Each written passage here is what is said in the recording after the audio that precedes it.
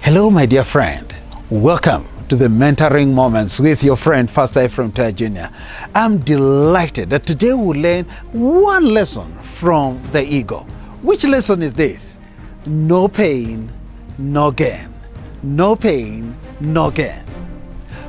Those who have studied and researched on the ego, there's one particular flight of the ego, which is known as the ego's flight. When you hear of that one, the ego's flight, is actually referring to this flight that the ego takes, the very first flight, after taking itself up on the mountain, renewing itself, getting the new strength, taking out the feathers and taking out that beak that was now blunt, taking out the crows that were not doing well, and taking out everything that was not doing very well. And that process, when it is done, the flight that it takes, the very first one, is called the ego's flight. But let me tell you, that particular gain came only because there was pain.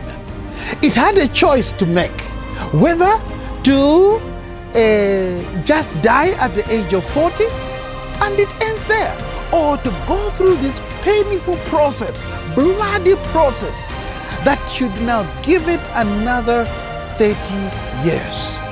And the ego will take the other option of going through pain so that it can take the gain of taking that flight, which is the majestic flight, that powerful flight. No wonder today nations use the ego as the national symbol, including Zambia.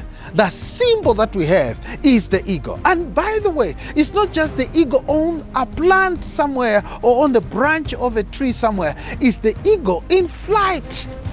And this comes because it represents, is symbolic of beauty, of bravery, of courage, of tenacity, of determination.